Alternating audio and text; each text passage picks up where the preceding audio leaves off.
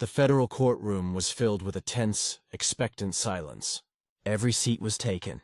Reporters, clerks, and spectators leaned forward, their eyes fixed on two figures who could not have been more different, yet shared one undeniable similarity: a deep belief in justice.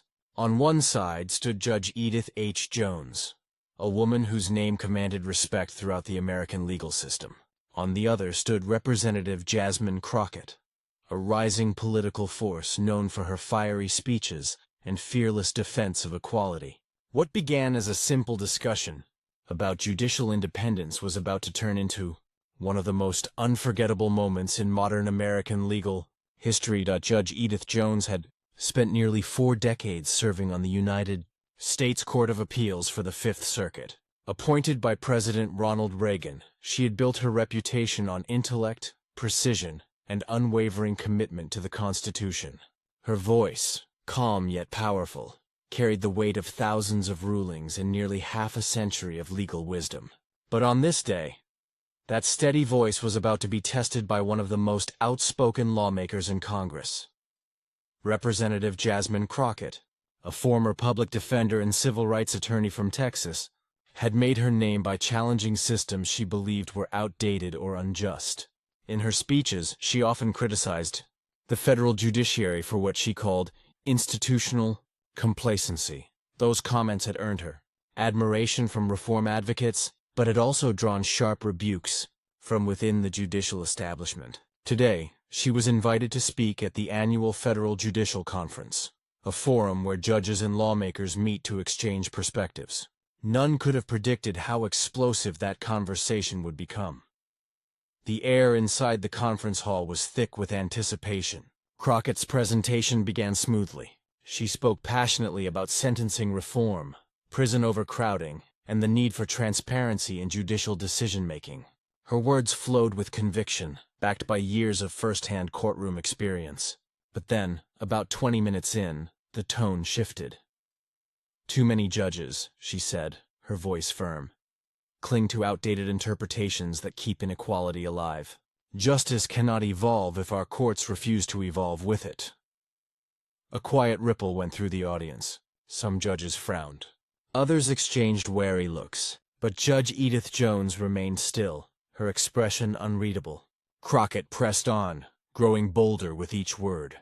"Respect for the judiciary," she declared, "must be earned through fairness, not demanded through tradition. When decisions continue to protect the powerful and punish the poor, silence becomes complicity."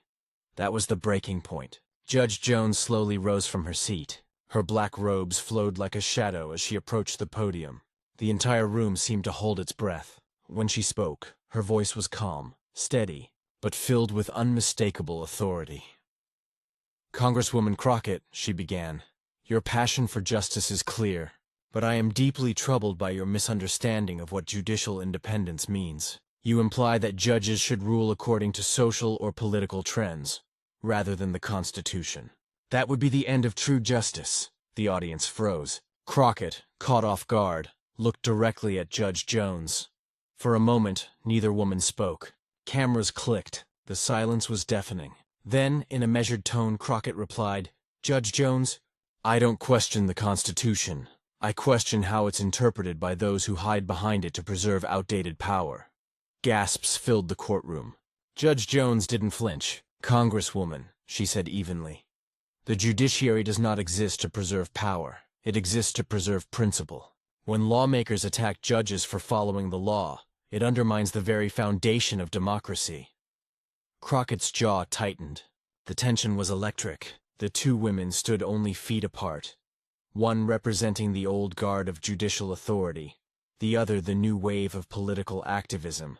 Every word between them carried decades of ideological weight. But what happened next shocked everyone.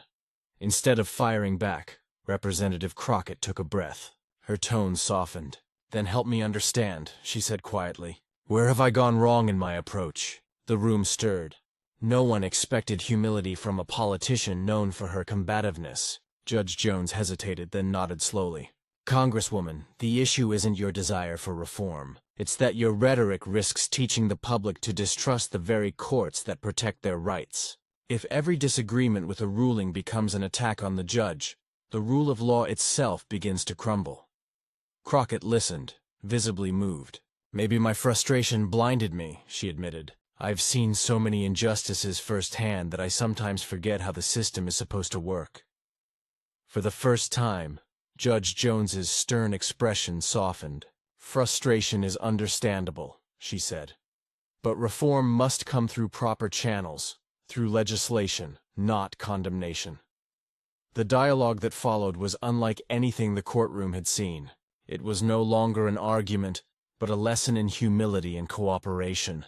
Crockett asked how lawmakers could promote reform without undermining judicial independence. Judge Jones explained that real progress comes when Congress writes better laws rather than expecting judges to reinterpret flawed ones. Their exchange transformed from confrontation to collaboration. Judges aren't your enemies, Jones said gently. We see the flaws too, but we must uphold the law as it's written, not as we wish it to be. Crockett nodded slowly, the realization settling in. Then it's my job, she said, to change the laws that keep injustice alive. Judge Jones smiled faintly. Exactly. That's how democracy works. The room remained silent for a long moment. Then, as if on cue, quiet applause began.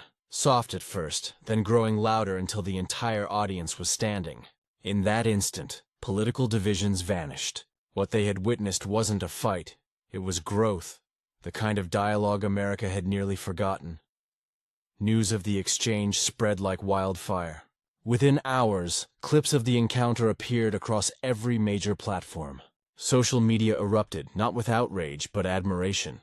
Viewers from across the political spectrum praised both women for their courage, restraint, and honesty. Headlines read, "Judge and Congresswoman restore faith in democracy," and "Respect returns to the courtroom."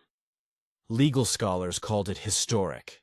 Harvard professor Lawrence Tribe tweeted, "A masterclass in humility and constitutional balance. This is what leadership looks like." Civil rights leaders commended Crockett for admitting her mistake. Conservative commentators praised Jones for handling confrontation with grace, instead of anger. For once, America seemed united in admiration.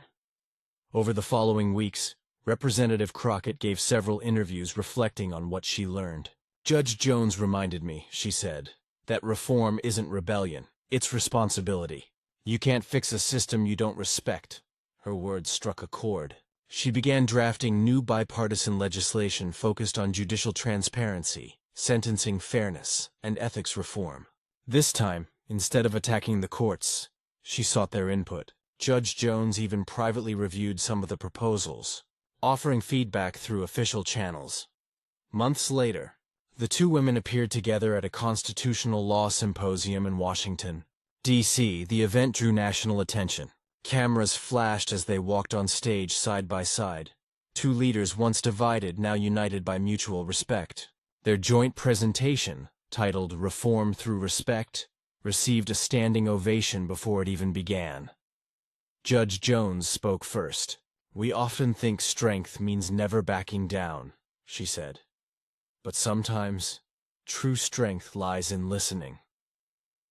Crockett followed, her voice steady. "I came here today not as someone who challenged a judge, but as someone who learned from one. Our institutions don't need enemies, they need partners." Their words resonated deeply. Commentators across the political spectrum praised their dialogue as a turning point in modern political discourse. For a moment, it seemed America remembered what constructive disagreement looked like. Behind the scenes, both women continued to communicate. Jones, still active on the bench, became an informal mentor to Crockett, advising her on how to translate moral conviction into constitutional reform. Crockett, in turn, became one of the few lawmakers respected by both liberals and conservatives for her balanced approach. The impact rippled through Congress. Other representatives began echoing her message of respect between branches. The American Bar Association issued a statement calling the encounter a model for interbranch dialogue, rooted in mutual respect and shared purpose. Law Schools Incorporated the video into ethics courses as an example of how disagreement can lead to understanding. Years later, When asked what she remembered most from that day, Judge Jones said simply, "It wasn't about winning an argument. It was about saving respect for the rule of law." And Jasmine Crockett, now a senior member of Congress, echoed the same sentiment. "That day," she said, "changed how I lead. It reminded me that humility isn't weakness, it's wisdom." Their story became a lasting reminder that democracy doesn't survive on agreement. It survives on dialogue. In an era defined by division, two women, one seasoned by decades on the bench, the other forged in the fires of activism, showed America what happens when courage meets respect. That courtroom moment, captured on video and shared millions of times, became more than a viral exchange. It became a symbol of what America could still be. Strong, principled, and united not by perfection, but by the willingness to learn. And for everyone watching that day, it proved one timeless truth. Real leadership isn't about who speaks the loudest. It's about who listens the most.